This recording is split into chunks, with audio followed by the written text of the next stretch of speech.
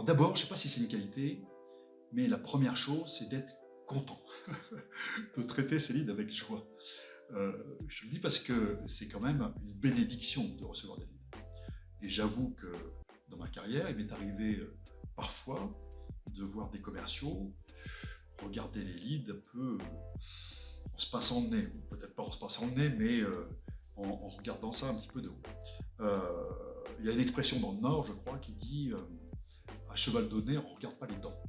Eh bien, quand j'adresse des leads à mes commerciaux, j'apprécie qu'ils soient contents que je leur donne et de bénéficier d'une source de business potentielle qui tombe comme ça du ciel.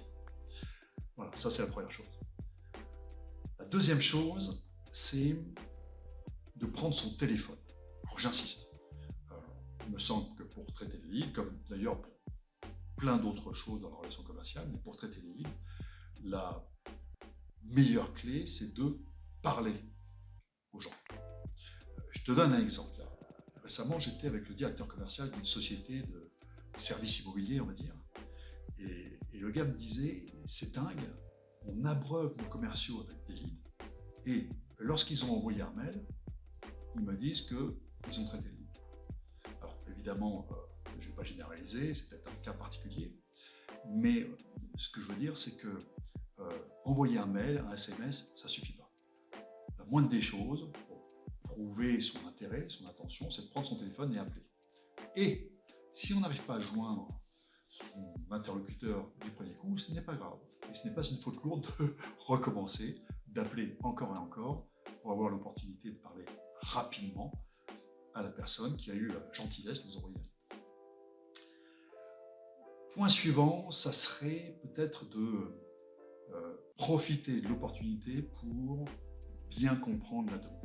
Alors là, je vais faire un petit pas de côté parce que les gens qui me connaissent savent que je ne suis pas un grand fan des techniques de découverte ou bien des phases de découverte qui n'en finissent pas lorsqu'on est en entretien de prospection. En tout cas, pas immédiatement. En revanche, lorsqu'on reçoit un lead et qu'on réagit rapidement, le client peut parfaitement comprendre qu'on n'a pas eu le temps de se renseigner en détail sur son entreprise et sera tout à fait à l'aise pour répondre à des questions immédiatement. Donc autant en profiter et faire un diagnostic approfondi. Enfin, dernier point, alors je ne sais pas s'il s'agit d'une qualité, mais c'est de faire preuve d'un petit peu de prudence quand même. Parce qu'il faut être content de recevoir les leads, mais il faut aussi avoir la présence d'esprit de valider leur qualité, valider le réel potentiel derrière le lead.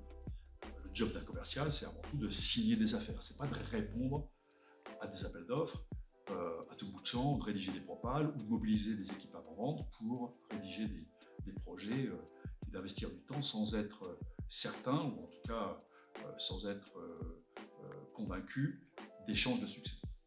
Donc je dis ça parce que bien sûr il faut répondre aux leads avec joie, avec enthousiasme, mais aussi être bien conscient que quelquefois ça arrive, il y a quand même des chefs de projet chez des clients qui ont besoin d'entériner un choix qui a déjà été fait et de montrer à leur patron qu'ils ont bien consulté tout le marché. Et donc lorsqu'on reçoit un lead qui tombe du ciel, la moindre des choses également, c'est quand même de faire preuve d'un petit peu de prudence, de creuser la demande et de vérifier si les chances de succès sont bien au moment